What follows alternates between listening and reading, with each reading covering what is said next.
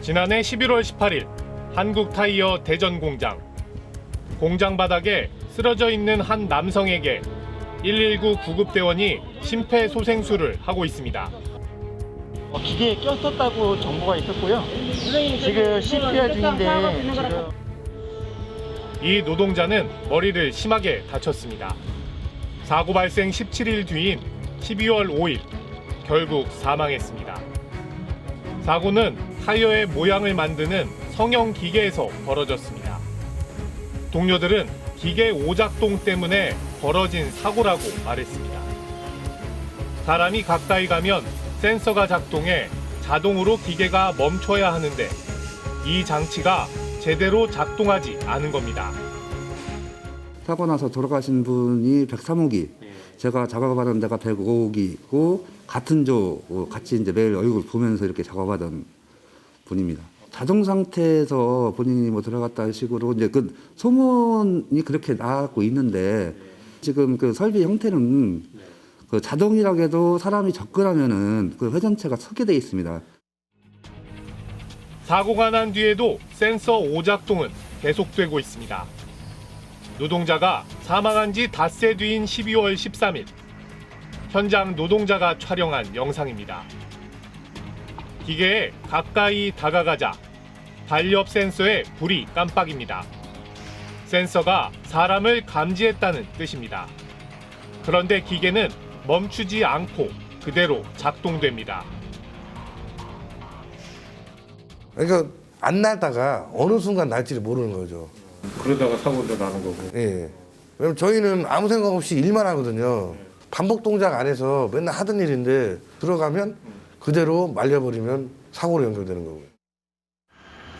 공장 내부에 먼지가 많아서인지 이런 오작동은 흔하다고 합니다.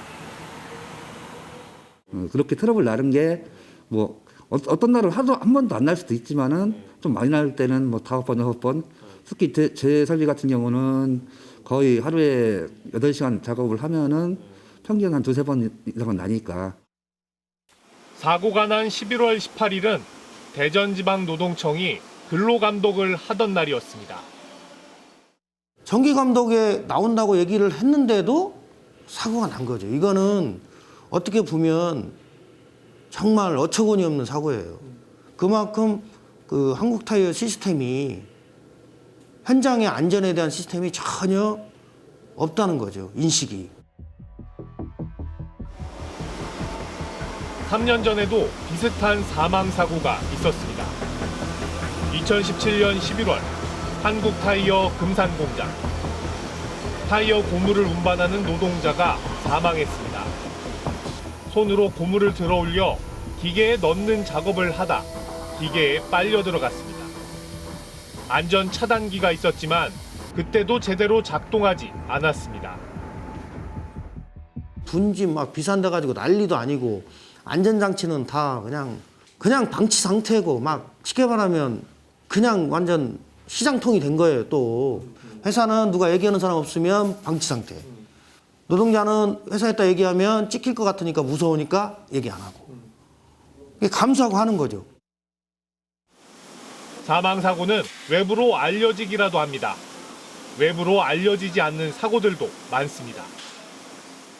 이 사망사고 전에도 그 컨베어 벨트에 껴가지고 등하고 어깨하고 팔 화상 입은 동료도 있었고 벨트 노래 보조 노래 말려서 거꾸로 매달려갖고 그 무릎 뒤에 거기 화상 입은 친구도 지금도 그 친구는 걷는 거 외에는 뛰지를 못해요.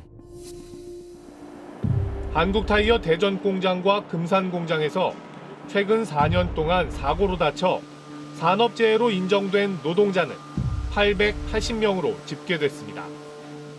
매년 200명이 넘습니다. 일주일에 4건입니다. 이건 그나마 산업재해로 인정돼 통계에 잡힌 사고입니다. 아예 산업재해 신청도 하지 않고 쉬쉬하는 사고도 많다고 합니다. 거의 못하게 하죠. 못하게 해요, 회사에서? 왜요?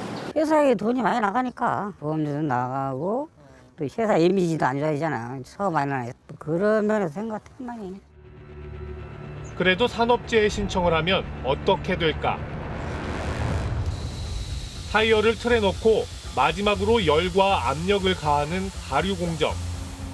이 일을 하던 노동자 A씨는 틀에 타이어를 집어넣다가 어깨를 다쳤습니다.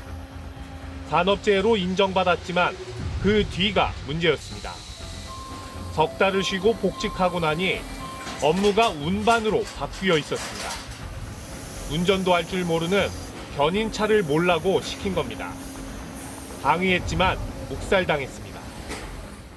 야, 회사가 네가 싫다고 뭐 하고 싫다고 그런 줄 알아? 네가 여기 사장이야? 네가 사장이냐고. 거기 이동하는 거는 저희가 선택할 수 있지 않아요? 개똥 같은 소리 하고 약간 너 그거 내가 그랬잖아. 너 정신 똑바로 차리고 생활해야 된다고 임마. 여기는 사기업이야 사기업. 어? 공기업이 아니라고. 하루아침에 너 집에 갈 수도 있어. 스트레이트는 2017년 금산 공장에서 노동자가 사망한 뒤 대전지방노동청이 작성한 종합진단 결과 보고서를 입수했습니다. 금산 공장에서는 당시 모두 1,691건의 산업안전 위반 사항이 적발됐습니다.